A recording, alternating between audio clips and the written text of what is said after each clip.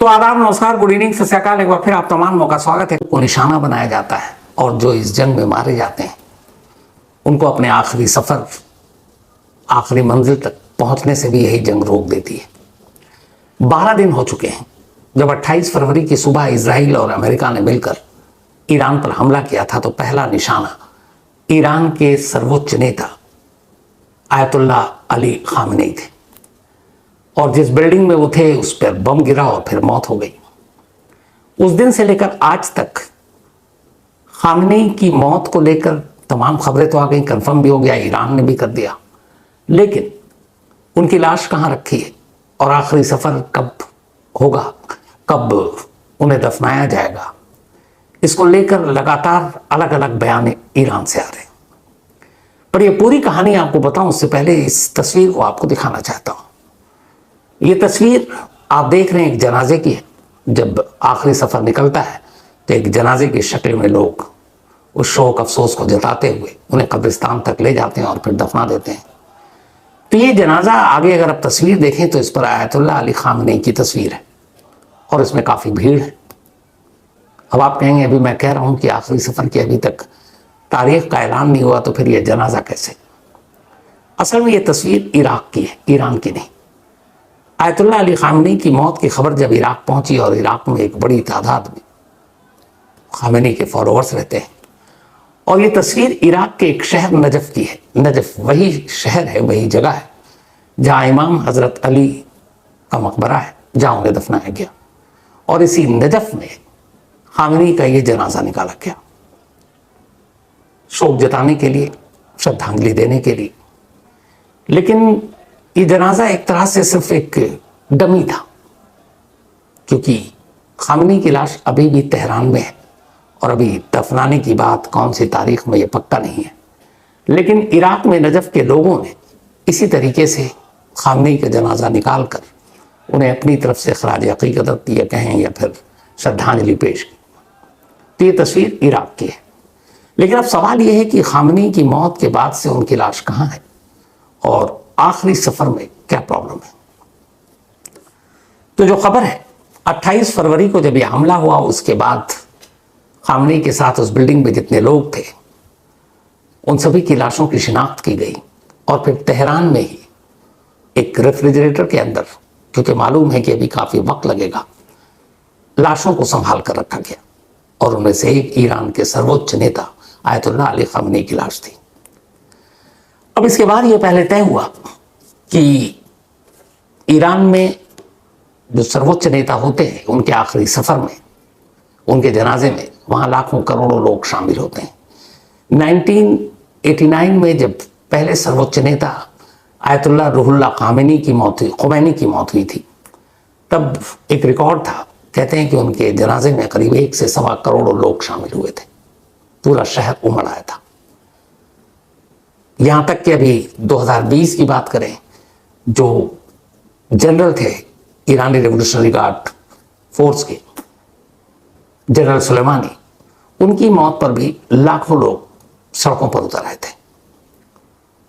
तो अब यहां पर यह है कि खामेनी की इस आखिरी सफर में भी इसी तरीके से लोगों के सड़कों पर हुजूम के आने की उम्मीद है।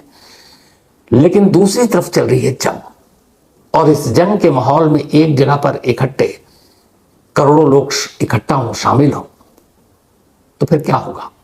क्योंकि इजराइल और अमेरिका लगातार बम गिरा रहा है। तो सबसे पहले जो पहली शुरुआत थी, और यह भी था कि खामेनी को जो दफनाने की बात है, तेहरान में तो एक वहां पर एक प्रार्थना सभा उनके लिए जो रखना ही था, लेकिन जो दफनाने की असली जगह थी वो उनका अपना इलाका जहां वो पैदा हुए, ईरान में वो जगह है मशहद।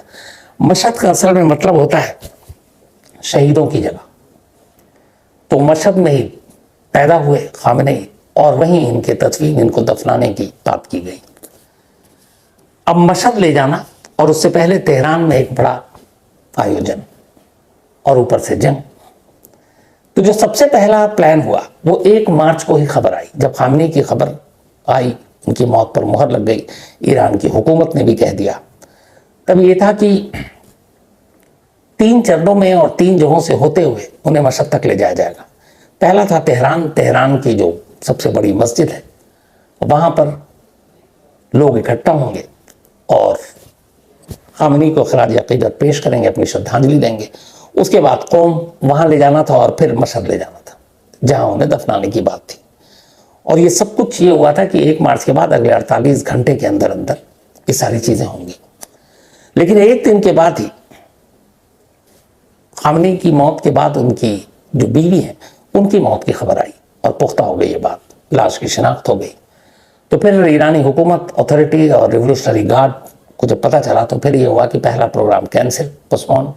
और अब ये हुआ कि खामनी और उनकी बीवी इन दोनों को एक साथ ही दफनाया जाएगा उन्हीं के अपने गृह नगर या होम टाउन मशहद में।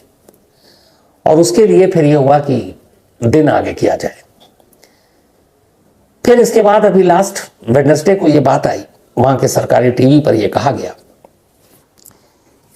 कि तेहरान में एक बड़ा आयोजन होगा जहां पर लाखों करोड़ों लोगों के इकट्ठा होने की उम्मीद थी और उसके बाद ही उन्हें मशहद ले जाया जाएगा और फिर वहीं जनाजा उनके दफनाया जाएगा। लेकिन मसला यहां फंसा कि जो ईरान के रिवोल्यूशनरी गार्ड्स के लोग हैं या फिर ईरान की हुकूमत के लोग हैं, उनकी दो चीजें थी। एक कि क्या खामेनी को बिना उनके उत्तराधिकारी के ऐलान किए हुए दफना दिया जाए। दूसरा, अगर अगले सर्वोच्च नेता का ऐलान कर दिया जाता है तो फिर उसके बाद दफनाया जाए ताकि लोगों में मैसेज जाए। बट इन दोनों ही चीजों में एक एक इशू था। पहला ये कि अगर बिना उत्तराधिकारी के ऐलान किए हुए दफना दिया जाता है तो फिर ईरान में वो उतनी देर तक एक वैक्यूम रहेगा, वैक्यूम, और वो ठीक नहीं होगा।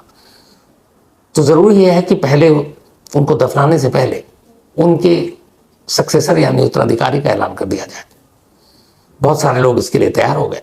लेकिन फिर एक इशू और आया कि ईरान और अमेरिका ने यह कह रखा कि अगर उसकी पसंद के हिसाब से इराक की सत्ता सही शख्स तक नहीं पहुंचता तो उसे भी अपना निशाना बनाएंगे। तो अब यहां यह हुआ कि अभी कुछ दिन पहले खामेनी के जो बेटे हैं उनको ईरान के सर्वोच्च नेता के तौर पर चुना गया। असल में खामेनी ने अपनी मौत से पहले 3 नाम आगे रखे थे कि अगर वो नहीं रहते हैं तो ये 3 में से कोई एक सर्वोच्च नेता बनेगा। और उन्होंने ये फिर 3 नेता में से किसी एक का जो चुनाव होगा अपने ऊपर नहीं रखा, बल्कि वहां जो पूरा सिस्टम है कि पूरी कमेटी होती है वो तय करेगी। तो उन्होंने कहा कि ये 3 मैंने शॉर्टलिस्ट किया और इस 3 में से अब आप एक तय कीजिए। तो फिर खबर ये आई कि खामेनी की मौत के बाद उनके बेटे को ही उनका उत्तराधिकारी चुना गया। हालांकि जिस हमले में खामेनी की मौत हुई उसमें उनके बेटे भी जख्मी होने की खबर है, लेकिन इतनी बुरी तरह भी जख्मी होने की खबर नहीं थी। हालांकि उनकी पूरी फैमिली की इसमें मौत हो गई। तो अब सवाल ये था कि अगर उत्तराधिकारी का ऐलान कर देते हैं और फिर वो खामेनी के जनाजे में शामिल होते हैं, और चूंकि वो खामेनी के परिवार के और अमेरिका और इजराइल नहीं चाहता है, वो चाहता है कि उसके अपने कोई कठपुतली ईरान की बागडोर संभाले, तो फिर वो हमला करेगा। और ये सबको पता है कि जब जनाजा निकलेगा तो ये हर एक को पता होगा, लाखों करोड़ों लोग होंगे और उसमें वो उत्तराधिकारी भी होगा। तो ऐसे में उसे निशाना बनाना बड़ा आसान होगा। तो फिर ये भी डर था कि कहीं इस जनाजे के नाम पर इजराइल और अमेरिका हमला ना कर दे और जो अगले उत्तराधिकारी हैं वो भी इस हमले का शिकार न बन जाए। तो इसको लेके भी फिर ये हुआ। तीसरी चीज ये आई कि अगर तेहरान में इस तरीके से एक फ्यूनरल ओपनली ऑर्गेनाइज किया जाता है तो उसमें बहुत सारे देश के लोग, चूंकि इससे पहले भी सर्वोच्च नेता की मौत के या जनाजे में शामिल होने के लिए अलग अलग देशों में जो ईरान के दोस्त देश हैं, चाहे उसमें फिर सुपर पावर में अगर देखें तो चीन है, रूस है, इन सब के नुमाइंदे पहुंचेंगे। और उधर हिजबुल, हमास, ये सब भी इनके लीडर, और हिजबुल्ला और हमास इन सब के जो लीडर हैं वो सब निशाने पर हैं अमेरिका और इजराइल के। तब उन्होंने भी ये अपनी एक चिंता जाहिर की कि अगर मैं इस वक्त जंग के माहौल में अगर खामेनी की आखिरी सफर को रखा जाता तेहरान में या फिर मशहद में और हम शामिल होते हैं तो ये बात इजराइल और ईरान को पता चलेगी और ओपनली उन पर भी हमला किया जा सकता है। तो हमास और हिजबुल्ला, हूती, इन सब के टॉप लीडरशिप को भी ये फिक्र थी कि ऐसे वक्त में उनको शामिल भी होना, लेकिन शामिल होने में खतरा भी है। और उसकी वजह एक ही और भी थी कि जब हमास के लीडर हानिया ईरान के प्रेसिडेंट की हेलीकॉप्टर जब क्रैश हुआ था उसमें मौत हो गई थी, और उसी मौत में शोक जताने के लिए वो तेहरान पहुंचे थे, और तेहरान में तब इजराइल ने हमला किया था और हमास चीफ हानिया मारे गए तेहरान में। तो ये भी खतरा है कि अगर इस तरीके से अभी जाए जंग के माहौल में तो फिर हमास, हिजबुल्लाह, हूती, इनके लीडर को भी डर है। उधर ये है कि जो जंग का माहौल है उसमें दुनिया के बाकी देशों के चाहे लीडर या सेकंड लीडर या थर्ड रैंक के हिसाब से उनका जाना भी बड़ा खतरनाक है या खतरा है उनको, क्योंकि जंग के माहौल में कुछ भी हो सकता है। तो एक तो ये सारी दिक्कतें, तीसरा एक और है, और वो मसला ईरान का इंटरनल है। जनवरी तक ईरान में इसी ईरानी सरकार और खामनेई को लेकर विरोध प्रदर्शन हो रहे थे। इस विरोध प्रदर्शन को रोकने के लिए कहते हैं कि कई हजार लोग ईरान में मारे गए, और वो सब ईरानी हुकूमत और खामनेई से भी अच्छे खासे नाराज थे। तो मसला ये है कि ईरान के सर्वोच्च नेता का आखिरी सफर उन्हें दफनाना है, और अगर उस वक्त भीड़ में एंटी इराकी गवर्नमेंट कुछ करती है तो उससे भी निपटना एक चुनौती का काम होगा। और दूसरा कि इसमें पिछली बार अगर जैसे खुमैनी में 1 करोड़ से ज़्यादा लोग शामिल हुए थे आखिरी सफर में, और अलग अलग शहरों से लोगों को बुलाया जाता है तेहरान, और तेहरान में ही सबसे बड़ा एक तरह का ये पूरा इंतजाम होगा। तो अगर पिछली सरकार से नाराज लोग भीड़ की शक्ल में नहीं पहुंचे तो क्या होगा, क्योंकि सर्वोच्च नेता के आखिरी सफर में उम्मीद किया जाए, वो लोग करते हैं कि कम से कम 80 लाख करोड़, 1.25 करोड़ लोग तो पहुंचे, तो वो नहीं आए तो क्या होगा। तो यही वजह है कि इन सारी चीजों को लेकर फिलहाल ईरानी हुकूमत ये तय नहीं कर पा रही है कि 12 दिन बाद भी कि खामनेई की तदफीन की तारीख कब हो, कब उन्हें दफनाया जाए, और क्या उन्हीं के गांव या उन्हीं के जो जहां वो पैदा हुए मशहद वहीं दफनाना है, तेहरान में क्या प्रोग्राम करना है। और उधर अमेरिका और इजराइल इन सारी चीज़ों पर नज़र रखे हुआ है।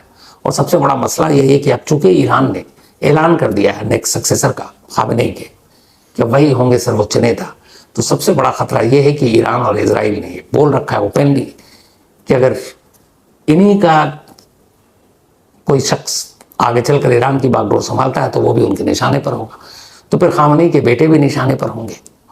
तो ऐसे में इस आखिरी सफर को वक्त खुले में उनका आना ईरानी हुकूमत को लगता है ये कम खतरा नहीं है। तो यही वजह है कि तारीख पर तारीख बढ़ी। अब तक 5 तारीखें तय हुई थी टोटल 1 मार्च के बाद से, अलग अलग स्टेट टेलीविजन जो ईरान के उन्होंने कहा, लेकिन हर बार ये तारीख टलती गई।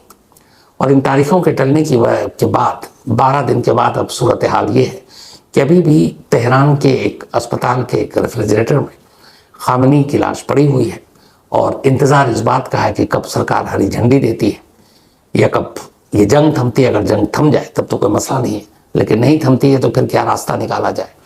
वर्ल्ड लीडर अगर वहाँ पहुँचते हैं तो क्या ईरान और इजराइल वो 24 घंटे की मोहलत देगा कि हम इस दौरान में सीज फायर करते हैं, इस दौरान में हम जंग रोकते हैं, और क्या ईरान उसके लिए तैयार होगा।